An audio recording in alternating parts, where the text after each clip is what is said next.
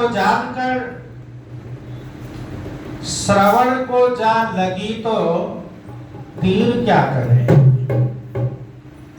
है जी? श्रवण को जा लगी तो तीर क्या करे, तकदीर के लिखे को तदबीर क्या करे। विचार करो,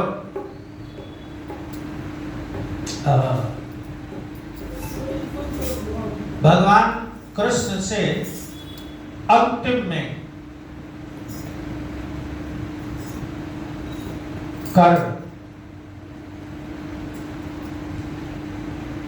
कर्ण ने कहा, कृष्ण हमने सुना है कि तुम परमात्मा हो, मेरी मां ने मुझे पैदा करके अनाथ छोड़ दिया, इसमें मेरा क्या दोष था?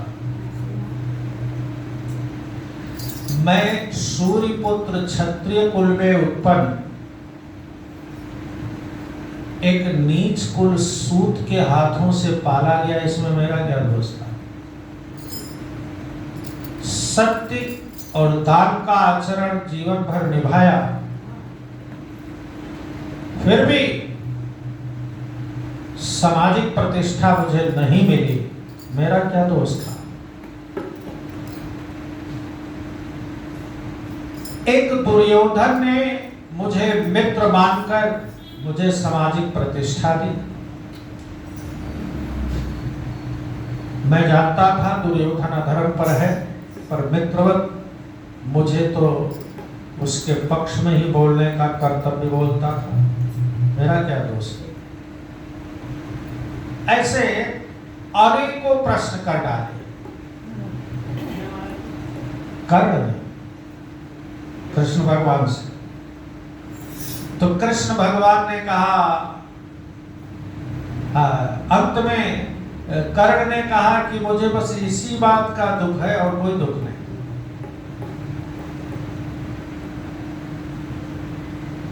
तो कृष्ण भगवान कहने लगे, देखो सूर्यपुत्र, तुम अपना ही सोचते हो, तुम हाँ जी अपना ही सोचते हो, कभी हमारे बारे में सोचा है जी? लोग जन्म लेते हैं तो ढोल नगाड़े बजते हैं, मेरा तो जन्म ही जेल में हुआ, और जिस समय जेल में था मेरे जेल में उत्पन्न हुआ तो वहां मेरे बाप पहले से ही कैदी थे, और तो और बोले जन्मते ही डर था कि कंस मार डालेगा। जन्मते ही माँ बाप, जन्म देने वाली माँ को छोड़ा, बाप को छोड़ा, चुपके से भागना पड़ा। फिर बोले गोकुल में 3 साल जैसे तैसे रहा, मेरे छठे दिन ही पूतना मासी पहुंच गई मारने। फिर एक एक करके कोई ना कोई राक्षस मारने के लिए आता ही रहा। फिर मथुरा से गोकुल गया था, गोकुल भी छोड़कर वृंदावन बसा। अभी 10-11 साल का भी नहीं हुआ था कि वहां से फिर मथुरा आना पड़ा। मथुरा किसी तरह कंस को पराजित करके अग्रसेन को राज्य दिया, रहने लगा। वहां भी जरासंध, कालयमन हर साल में 1 बार 2 बार चढ़ाई कर देता। 18-17 बार मैंने उससे पछाड़ा, लेकिन वो 18वीं बार फिर चढ़ाया। फिर मुझे मथुरा छोड़कर भी भागना पड़ा, लोग मुझे रणछोड़ भी कहने लगे। कहने को तो मेरे 16,108 विवाह हुए, पर एक भी विवाह विधि विधान से नहीं हुआ। कृष्ण भगवान ने जब अपनी जीवनी सुनाई तो कर्ण की आंखें झुक गई, कहने लगे फिर तो मैं ही ठीक हूं महाराज। अच्छा सोचो, महाराज जनक न भूतो न भविष्यति महाराज जनक जैसा राजा न हुआ है न होगा। एक देखो, बड़े बड़े योगी हुए, बड़े बड़े भोगी हुए, पर योग और भोग दोनों को हमारे यहाँ कहते हैं कि भोगी कभी योगी नहीं हो सकता और योगी कभी भोगी नहीं हो सकता। सोचो। लेकिन जनक जी तो ऐसे थे कि जोग भोग मह राख्यो गोई, राम बिलोकत प्रगट्यो सोई।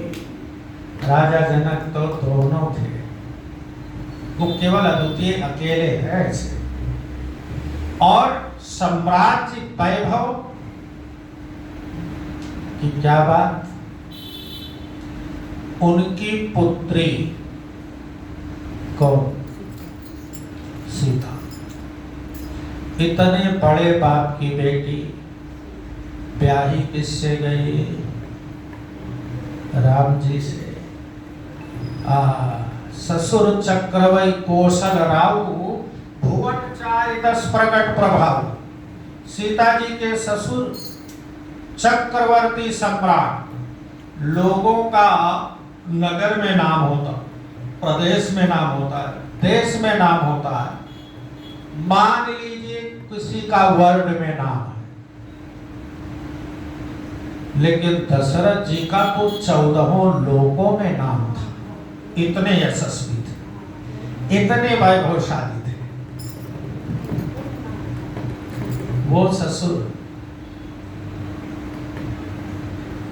ऐसी अच्छा, जनक जी अपनी पुत्री का विवाह अयोध्या नरेश महाराज दशरथ जी के पुत्र के साथ किया, तो क्या सोचकर किया था।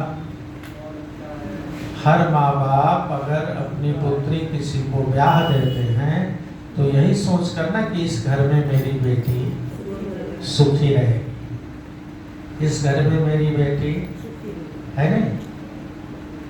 तो क्या सीता जी को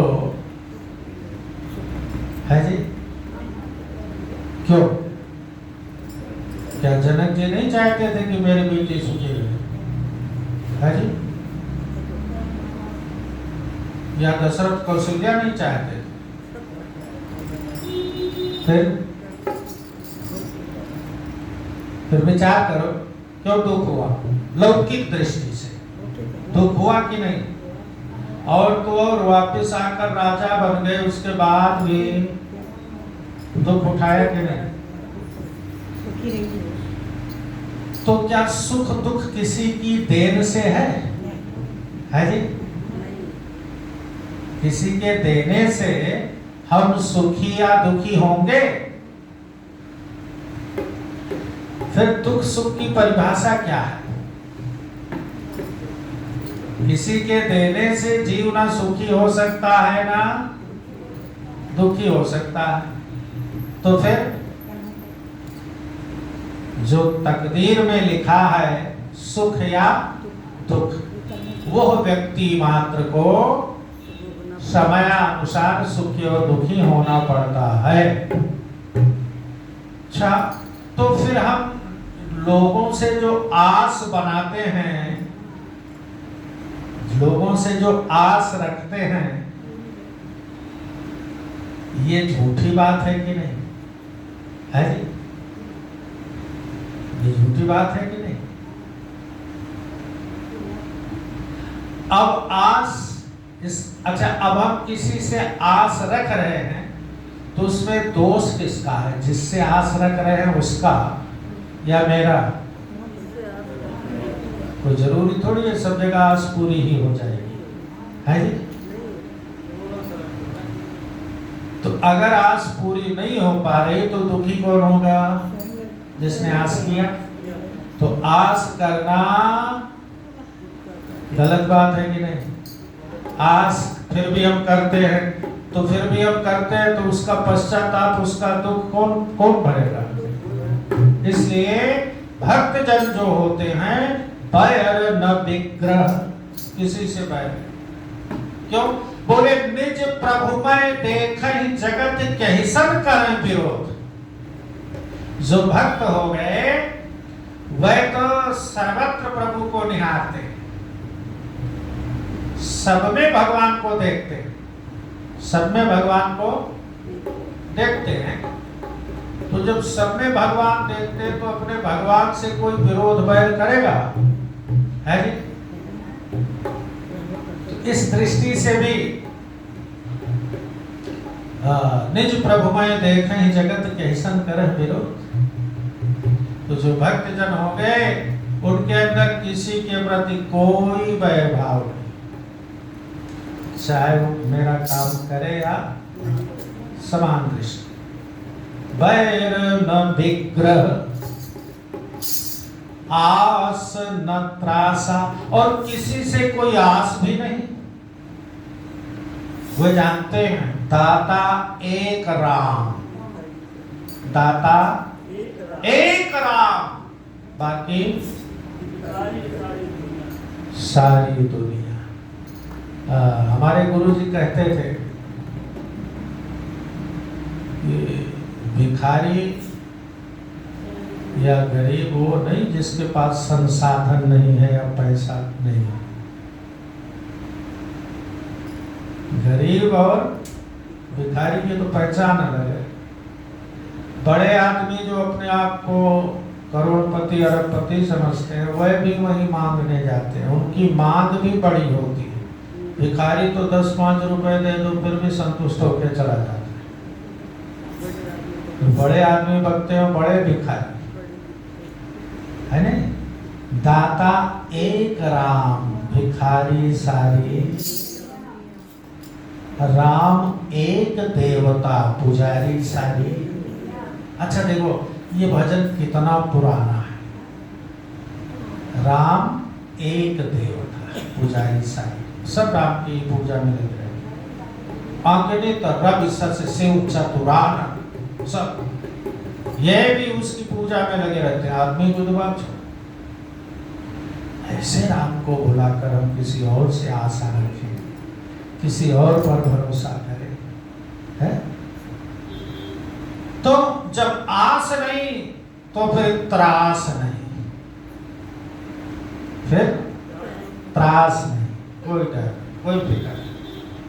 आस है इसलिए त्रास है। आस है तो हम डरेंगे कि भैया ये नाराज हो जाएंगे तो काम खराब हो जाएगा। अच्छा जब किसी से कोई आस ही नहीं तो काहे का डर? तो भक्त जनों का स्वभाव होता है बैर न विग्रह, न किसी से बैर न किसी से लड़ाई झगड़ा, न किसी से आस और न किसी से भय। तो बोले ऐसे भक्त जनों के लिए सुखमयता ही सदा सब आशा, उसके लिए 10 दिशाएं सुखमय हो जाती है। ऐसे स्वभाव वाले के लिए 10 दिशाएं सुखमय हो जाती है।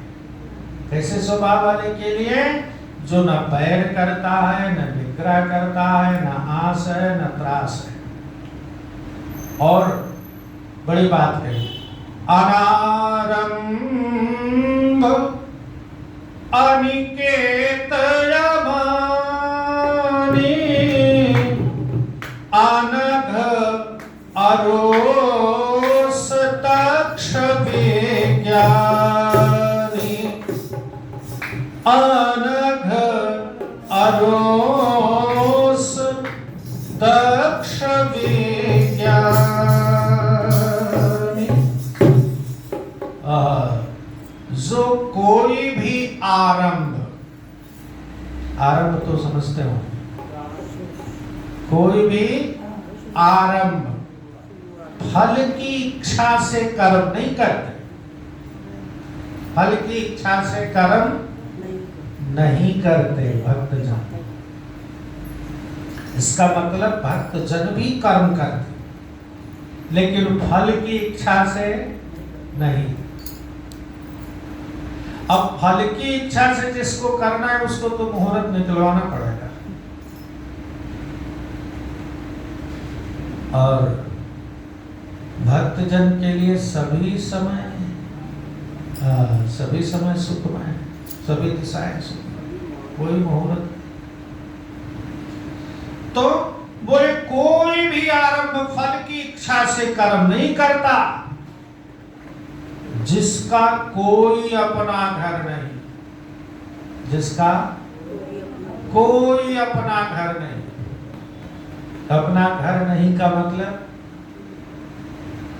जिसकी घर में ममता नहीं है, जिसकी घर में ममता नहीं। कबीरा खड़ा बाजार में लिए लुकाटी हाथ, कबीरा खड़ा बाजार में लिए लुकाठी हाथ, जो घर फूके अपना चले हमारे साथ। कबीर साहब ने लुकाठी हाथ में मसाल जला के लिया और सब उनके साथ चलना चाहते थे, तो उन्होंने कहा भैया ये लुकाठी है हाथ में, जो पहले अपना घर फूंक दे वो मेरे साथ चले।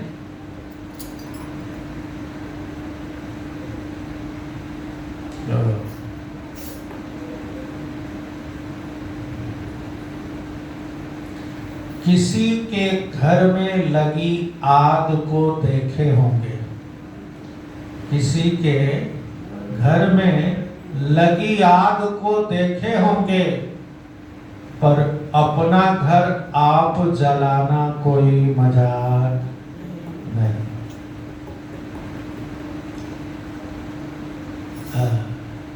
दो बातें, एक लुकाठी हाथ में लिया, बोला मैं अपना घर जलाऊंगा और चला अपने घर की तरफ।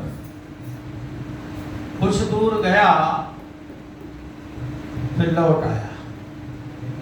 तो कबीर साहब ने कहा कि भैया क्यों जलाए? तो उसने कहा महाराज अपना ही है क्या जो जला। तो फिर लेकर क्यों गए थे? बोले जब लेकर गए थे तो ये समझ था कि अपना घर है, आगे गए तो समझ में आया कि अपना तो कुछ है ही नहीं यार, अपना तो कुछ मैं नहीं, मेरा नहीं, ये तन किसी का, जो भी अपने पास है वो धन किसी का। देने वाले ने दिया, वो भी दिया किस शान से, पर मैं मेरा ये है कहने वाला कह उठा अभिमान से, मेरा है जी, मेरा है।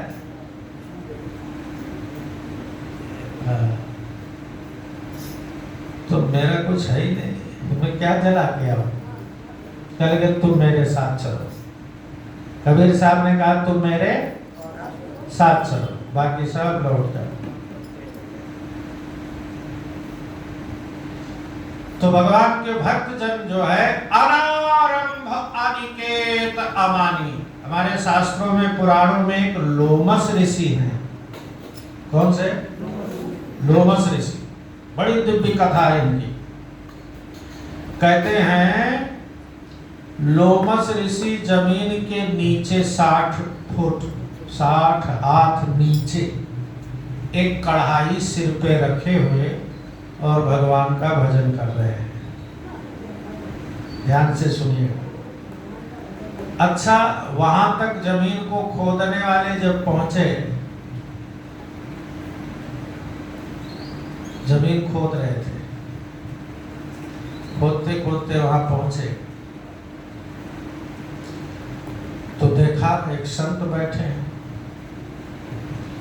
उनसे वार्तालाप हुई तो बताया कि महाराज आप कब से बैठे? तो उन लोमस ऋषि ने कहा मोहि जियत इतने दिन भयो ब्रह्मा 20 नाश हो गए। सोचो चारों युग 1000 बार बीतते हैं तब ब्रह्मा जी का एक दिन होता है। ऐसे ही चारों युग 1000 बार बीतता है तो ब्रह्मा जी की एक रात होती है। और इस हिसाब से ब्रह्मा जी की आयु 100 वर्ष है। कितने वर्ष? तो लोमस ऋषि कहते हैं कि मेरे सामने 20 ब्रह्मा मर चुके, 20 ब्रह्मा की शरीर पूरी हो गई। अच्छा महाराज कब तक रहेंगे? बोले जब। अच्छा आपको यहाँ इतने नीचे बैठे आपको पता कैसे लगता है कि ब्रह्मा जी का शरीर पूरा हो गया? करने लगे कुछ नहीं, जब एक ब्रह्मा का शरीर पूरा होता है तो मेरे शरीर का एक रोया टूट कर गिर जाता है तो मैं जान जाता हूँ कि एक ब्रह्मा। तो कब तक रहोगे? बोले जब तक मेरे शरीर में सारे रोम जब खत्म हो जाएंगे तब मेरा समय पूरा होगा। अच्छा शरीर में कितने रोए होते हैं जानते हो? 3.5 करोड़ रोए होते।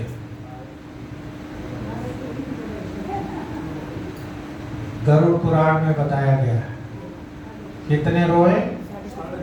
3.5 करोड़ रोए और 20 लाख बाल होते। गिने गए हैं, गिन लो। वहां से गिन लो।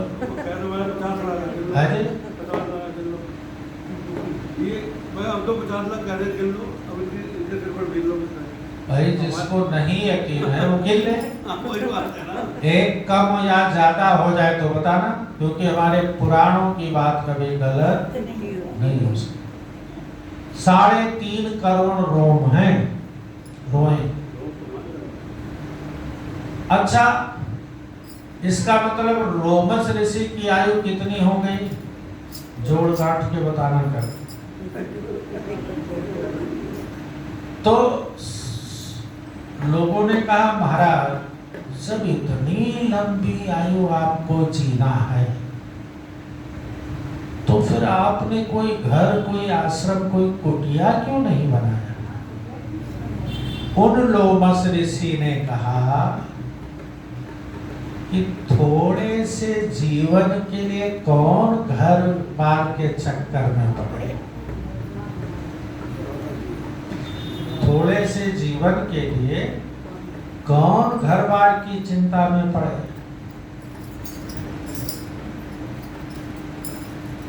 भगवान का भजन करते हैं, राम राम करते हैं और दुनिया से क्या लेना देना? इतनी लंबी आयु लेकिन उन्होंने अपना एक कुटिया भी नहीं बनाया। तो भगवान के भक्त जो हैं अनारंभ अनिकेत अमानी, तो जब वो कोई चीज घर बार कुछ अपना समझते ही नहीं तो मान किस बात का, अभिमान किस बात का? अभिमान तो जब ही होता है ना कि मैं और मेरा, यही मान है। मैं और मेरा वो कुछ समझते ही नहीं, वो सिर्फ यह जानते हैं तू और तेरा, मैं मेरा उनको पता ही नहीं। तो काय का अभिमान, इसलिए अमानी। भगवान के जो भक्त हैं वो सदा अमान, अनग, इसलिए वो पाप रहित होते हैं। क्या? पाप रहित। पाप उनके नजदीक नहीं जा सकते।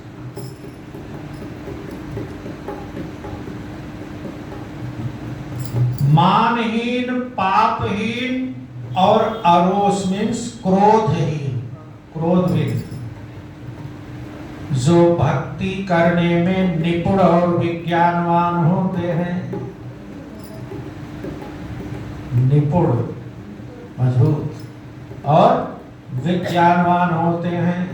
और बोले प्रीति सदा सज्जन संसर्गा, संत जनों के संसर्ग में सत्संग से जिन्हें सदा प्रेम रहता है। किससे? सत्संग से।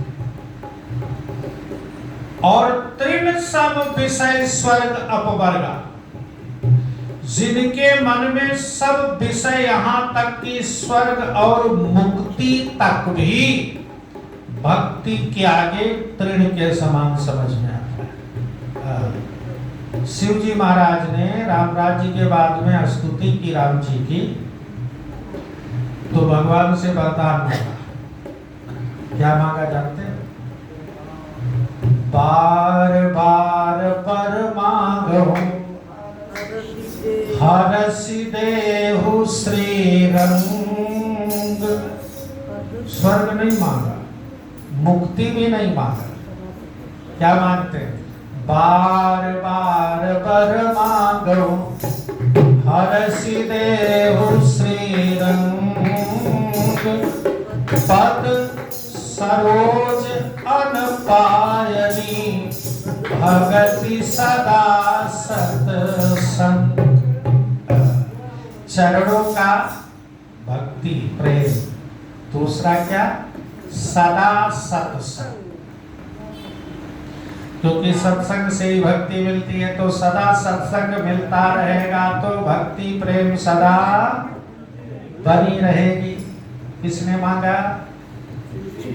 शंकर जी ने। भरतलाल जी प्रयागराज में गए, स्नान किया और प्रयागराज से प्रार्थना किया, मांगो भीख त्याग निज धर्मो, आरती काह न करे कुकर्म। आज मैं आपसे भीख मांगता हूं, अपना धर्म त्याग कर। क्षत्रियों का धर्म मांगना नहीं, इसलिए कहा मैं अपना धर्म आज त्याग दे रहा हूं और आपसे भीख मांगता हूं। किससे? त्रिवेणी माधव प्रयागराज, क्योंकि आप तीर्थों के राजा हैं। तो लोगों ने सोचा कि आखिर ये मांगेंगे क्या, किस बात की कमी है इनको? अच्छा, चार ही चीज होते हैं, अर्थ धर्म काम मोक्ष। तो भरतलाल जी ने कहा अर्थ न, धर्म न, काम में भी रुचि नहीं है। तो फिर अंत में लोगों ने सोचा फिर तो ये मुक्ति ही चाहते हो, बाकी कुछ बचा ही नहीं। गति न चाहूं निर्वाण, मुक्ति भी नहीं चाहता। लोग अवाक हो गए, आश्चर्यजनित हो गए। तो फिर बचा क्या जो ये मांगना चाहते? अर्थ न धर्म न काम रुचि, गति न चाहूं निर्वाण, जन्म जन्म रति राम पद यह वरदान। जन्म जन्म राम जी के चरणों से प्रेम बना रहे, इसके सिवा और कुछ भी।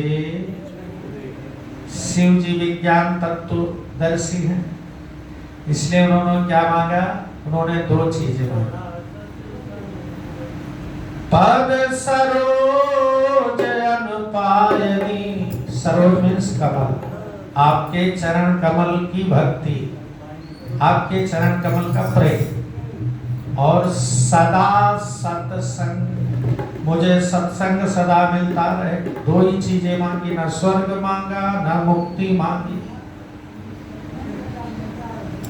है जी?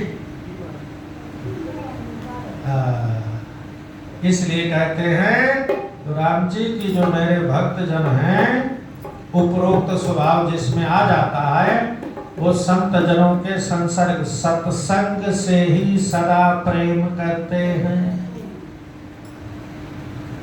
जिसके मन में सब विषय, यहाँ तक कि स्वर्ग और मोक्ष भी तिनके के समान लगता है भक्ति क्या।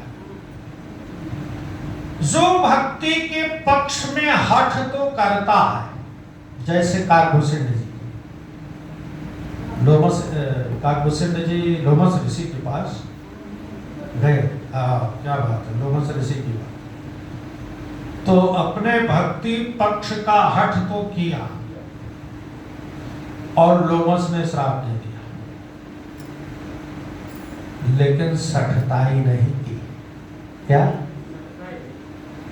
श्राप मिल गया, मनुष्य से कौवा बन गए क्रोध नहीं किया, मन में दुर्विचार नहीं लाए, और कौवा बनकर चरणों में प्रणाम किया जब चलना हुआ। तो अपने भक्ति में हठी रहे।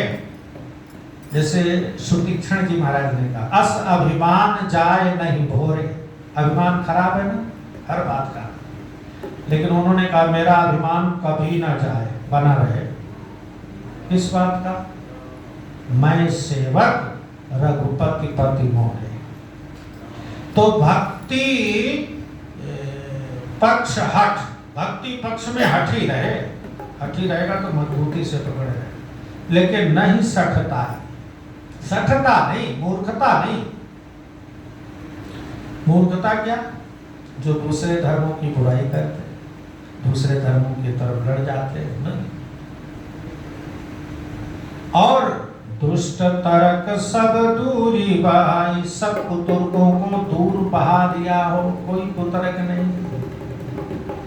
माम गुण ग्राम नाम रत गत ममता मद मोह, ताकर सुख सोई जाने परानंद संदोह। उपरोक्त बातें जिसमें हो जाएं वो गुण समूहों के और मेरे नाम के परायण रहते हैं। ध्यान रहे दो बातें। या देखो, जब सत्संग नहीं मिला, भगवान की कथा नहीं मिली, जितनी देर कथा सत्संग में है उतनी देर तो उसमें मस्त।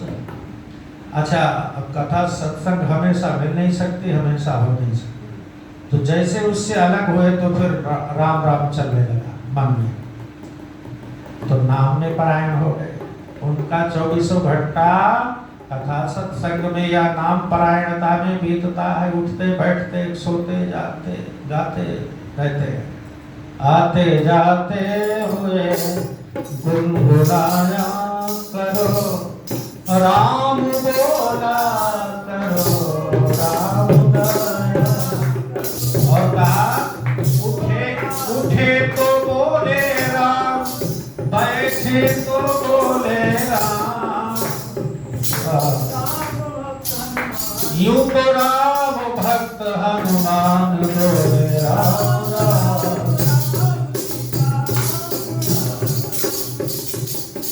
राम राम राम। कोई किसान संत के पास पहुंचा और बोला, महाराज मैं भजन करना चाहता हूँ पर खेतों में काम बहुत करना पड़ता है। संत ने कहा, अच्छा क्या करते हो? बोले फावड़ा चलाता हूँ। तो बोले कुछ नहीं, आज से ऐसा करो कि जब फावड़ा उठाओ तो बोलो राम, और जब फावड़ा नीचे पटको तो बोलो राम। बस यही करते रहो, काम करते रहो। किसने कहा काम नहीं करो? बस वो ऐसे ही करने लगा। कुछ दिन बाद गया तो संत ने पूछा, भैया सब ठीक है? कहो कैसे? बोले महाराज आनंद आ गया। क्यों? बोले अब तो मैं फावड़ा ना भी चलाऊं, और फावड़ा चलाता हूं तो ना भी मन से बोलूं तो मुझे राम की ध्वनि कानों में अपने आप सुनाई देती है। तो नाम परायण, या तो सत्संग कथा और उससे छूट गए तो फिर राम नाम चलने लगा। और ऐसा जिसका स्वभाव बन गया तो बोले भैया उसका सुख, उसे जो सुख मिल रहा है सत्संग कथा से प्रेम और नाम परायण हो गया, जो उसको जो सुख मिल रहा है, जो परमात्मा रूप परमानंद राशि को ही प्राप्त है और किसी को भी नहीं। उस सुख का वर्णन कोई नहीं कर सकता। हाँ, जान हो सकता है जो ऐसा हो गया। बोलिए राजा रामचंद्र भगवान की, श्री राम जय राम।